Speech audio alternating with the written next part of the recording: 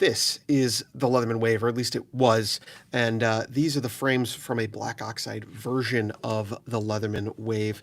You guys seemed to quite like my Tuxedo or Oreo version of the Leatherman Rebar. You can see this is just a standard silver stainless steel rebar with the two black frames. We even kept the silver hardware and the locking tabs, and quickly became one of my favorite mods. It's very simple.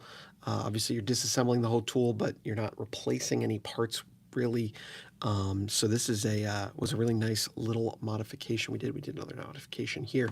I will try and remember to put the card up here for the Tuxedo build version. I'm just going to hold my fingers here because when I scrub through the video later, I'll see that and remember to put the card. And if I don't, you guys can call me out in the comments. But you can see we've got two frames. These are available on the site, and I did make sure that we've got 1, 2, and 3 inches on one side and 5, 6, and 7 on the other. So I guess let's just start breaking this tool down. We'll probably move the pieces into the new frames just so everything stays oriented properly. You could take the whole thing apart and go from there, but I think with my attention span at least, we risk some issues down the line. And I should say this is a heavily modified Leatherman Wave. If you guys want to see all of the modifications, I will try and remember to put a link up here to the Frankenwave video. This has been probably my most modified multi-tool that I own. So you are going to see some differences, but it is going to be largely similar to what you'll experience if you're disassembling a wave out of the box. All right, got my T10 driver bits here. Still trying out this little Vera screwdriver. And we'll start over here on the serrated blade side. I can see the screws coming out from the right, so we'll pull that aside. I'm going to grab that magnetic, excuse me, I'm going to grab that magnetic parts tray right away and throw that screw in there. And then before we go any further, we're just going to grab this tool down so we can start moving pieces into the black oxide frame. And this is the 5, 6, 7 inch frame. That's what we use to identify it typically. It's also the saw side frame, if you see on the site. Let's go ahead and punch the pin out the center here. Easy peasy. Throw that in the parts tray, and then that'll remove right off of the pliers side. And we can come over here to that Leatherman Wave frame. I'm going to go ahead and drop in a that phosphor or that bronze washer. I think it's phosphor bronze, but I don't know for sure. And we'll just slip that saw in place and not go any further. Obviously, we're going to be using the silver components from the original Wave here to add into our build. So let's go ahead and grab, we've got that bronze washer.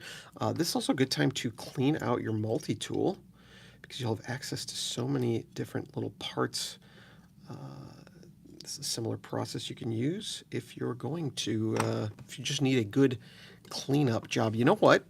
Because we're on the silver portion of this tool here, I'm going to go with the black pivots. I was going to do silver pivots all around, but we're going to go with the black pivots. I've got plenty of extra here, and if you order these frames from the site, you'll get those pivots included. I'm just going to come up from the saw side, lose my washer. I'm going to use that punch to just get everything lined up as best I can. Try and keep this in frame for y'all. And just like that, we've got everything lined up, and then we can use that to guide our pivot back through. And once we get through the first side of the frame, whoops, lost that washer again, that's okay. It's kind of par for the course on this channel. Let's do this the easy way. We'll put these on there, and we'll put this down through here. At this point, we need to add the pliers in. So we're going to go back to our original tool here, and we will slide those in place. And I think you can see here, I've just got that pivot. Let's zoom down just a touch. I've got that pivot here. I'm going to back it out until those pliers drop into place.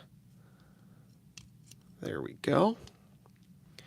And then we'll see if we can get that through the pliers without causing any issues. May need to use our punches to maneuver the pliers a little bit. There's going to be a little bit of spring tension in some situations. Let's get that saw out of the way. So it's probably tough to see down there. Those pliers are close to a line, but they're not quite. So I'm just going to grab that punch and use it to kind of pry against the frame and hopefully line up those pliers where they belong. There we go. Just like that. That pivot is now through. We're going to add our bronze washer back on. Whoops. How did I lose it that quick? Matter of seconds. Slip that saw in place, just hiding those teeth so they don't cause any damage. And I'm pressing up from underneath on that pivot. Now, at this point, you can see, as is typical with these black oxide parts, they tend to be a little oily and they leave a little bit of black residue. That is normal. Nothing wrong with that, but just be warned. I can see, let's see. I think our washer is on, but let's get the saw blade in place. Just going to wiggle that around until it drops firmly down onto that pivot. And it's going to rise back up again. That's okay. We'll get this in the vise and get this reassembled. We're going to do the same process a couple of times here, both on the plier side and the tool side. So bear with me. You can always jump ahead if it gets a little bit repetitive. Usually on the second go, things speed up just a little bit. So hopefully that is the case here. And I'm going to go ahead and just tighten everything up nice and tight. I can always loosen them back up later, but I want to get everything tight and secure while we're working on it. So I've got that side done, and that's the look we're going to get. I actually quite like that. So yeah, if it's something you're interested in, here's a little mod to try out next time you're itching for a project. And we do try and keep these frames priced pretty reasonably.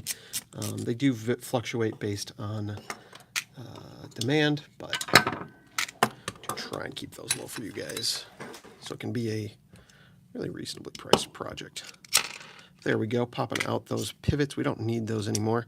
I'm going to put the blade down below. You'll kind of get a sense of some of the modifications we've done to this tool over the years as we take these pieces apart. You can see there's a thumb stud. It's a prototype right now on that plain edge blade as well as the serrated edge blade.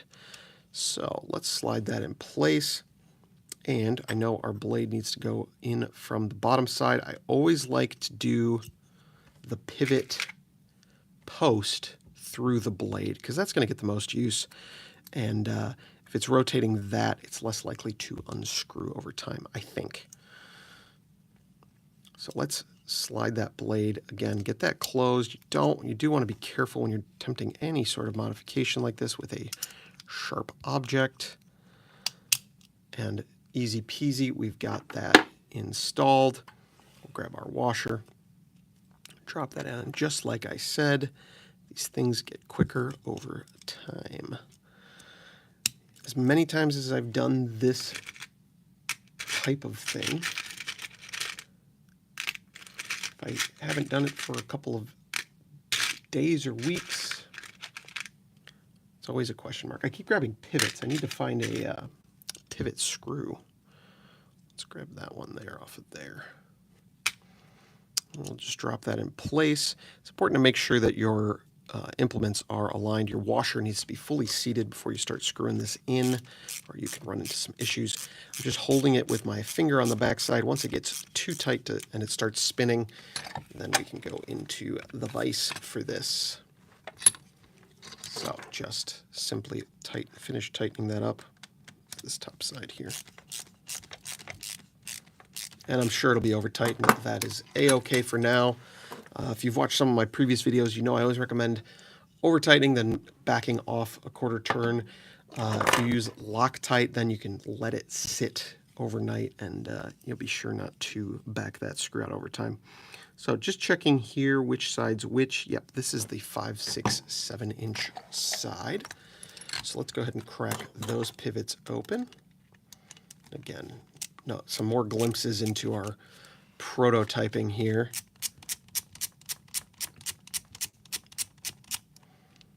Got our pivot screw free. I think we're going to go with the black pivots here as well because they're going to be offset by the silver end caps. Yeah, that is what we're going to do. So let's go ahead and pop this out. Salvage our end caps, but not our pivots.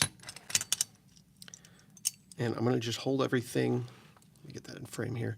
Hold all the tools in place. We'll pull our end caps free. Some of those are custom. And just like that, we've got that free as well. That frame can go away. I'm just going to keep everything stacked here. If I'm lucky, I can use my punch. Nope, not quite. Yeah, we'll have to put these in order. So let's get that going next. Go ahead and put this in the vise. Hopefully that'll keep it steadier for you guys to see at home, or wherever you may be at this moment. And we know we need our tools to come in like this. That makes it fairly easy. Let's go ahead, grab ourselves a pivot.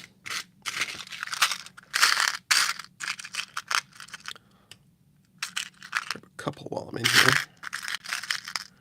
1, 2, 3, and 4. There we are. And the pivot side always comes in from the left on the wave. So that's convenient for the way we've got things. Put that end cap on the pivot real quick and slide that pivot in. Notice I'm not worried about overextending that quite yet. It's actually the more extended it is, the easier it is to get in or to keep the parts in. Now I'm going to turn this kind of at an angle just so I can get in under the camera here. We'll slide in that first bit. And next comes a keyed washer. So I'm just going to make sure that I can see the flat on that pivot barrel. I think you can kind of see it's facing up towards you right now. And this way, I can make sure that I've got the flat oriented correctly on the small spacer we're going to be inserting, and align those up. Whoops, I was going to say nice and easily, and then I screwed it up, so I can line them up on one of our first 10 tries. That's a good goal to set for yourself. You know, it's important to have these goals. All right, that washer is in place. Next up comes this little custom tool we've got. We've talked about this in the past. Never did get it available for sale, but a few people have asked, so it may be back in the works soon. Next up, I'm looking for the flats in this washer just so I make sure that I know where they're at. And we can rotate that pivot screw until it lines up, and just like that, we've got that piece in. And finally comes our scissors. So I'm just going to slide that in place, back the pivot screw out as little as I can until the scissors drop in. There we go. I can feel it starting. And I'll use that lock bar underneath to release the scissors and get those closed up out of the way. Next, all we need to do is rotate our pivot until it drops in the other side of the frame, just like so. Now, normally you just have the end cap to put on. This is a custom end cap, and as such, I have a small spacer in there that is unique to this tool, at least for now. So we don't even need to put the end cap on just yet. I'll leave that off to the side. We'll grab our screwdriver here and here, and we'll tighten that down.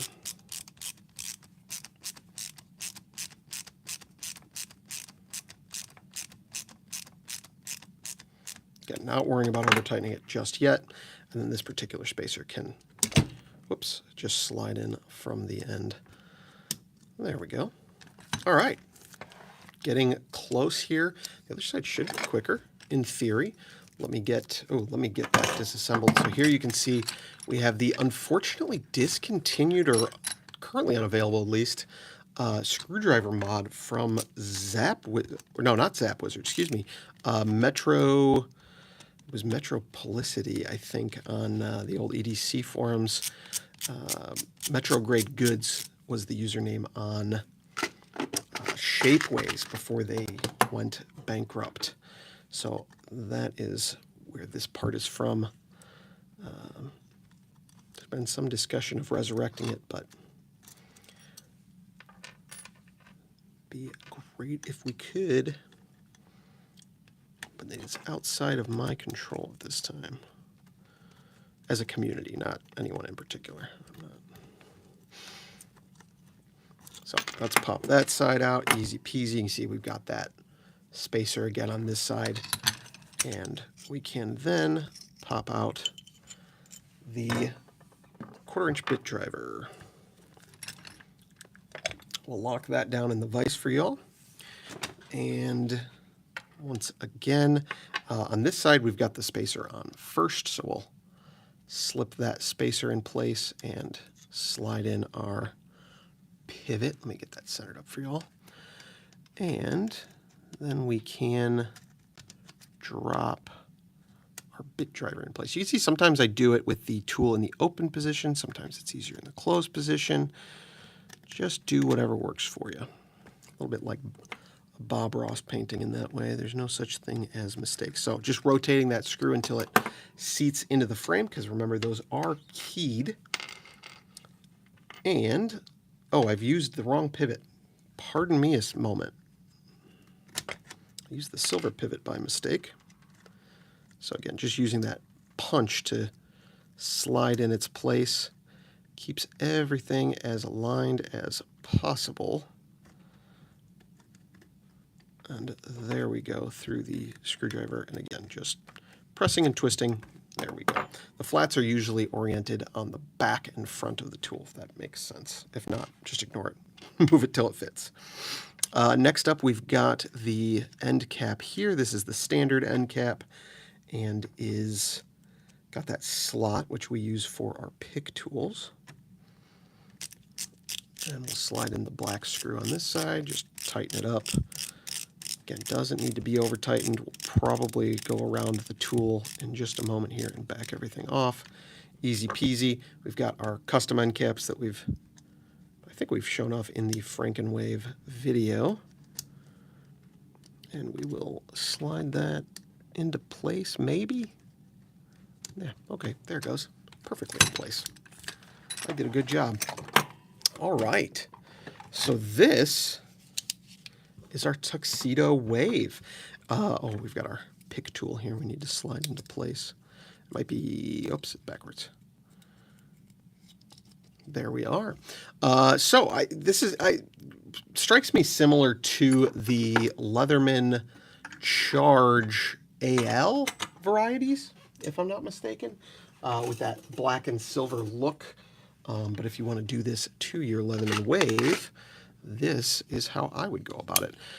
The knife side seems, well, mostly well tensioned. This one's a little tight, so we're just going to grab a screwdriver, just back that off about a 1/4 turn, probably usually less. I always say a 1/4 turn, but it's really like an 1/8 of a turn.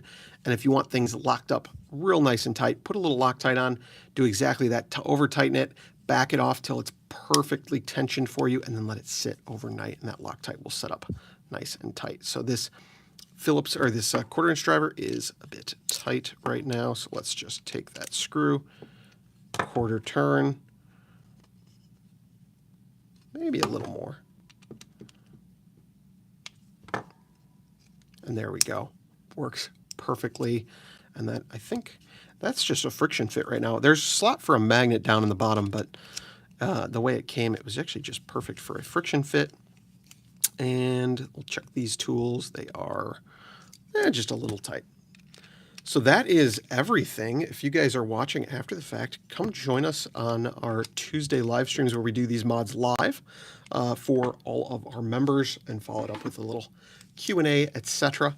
If you're watching live, thank you for being a member. Thank you for being here. We're going to jump into the Q&A now. Let me know what you guys think of this, and if there's any mods you want to see, post them in the comments below so I can add them to our list. Let's get into the Q&A.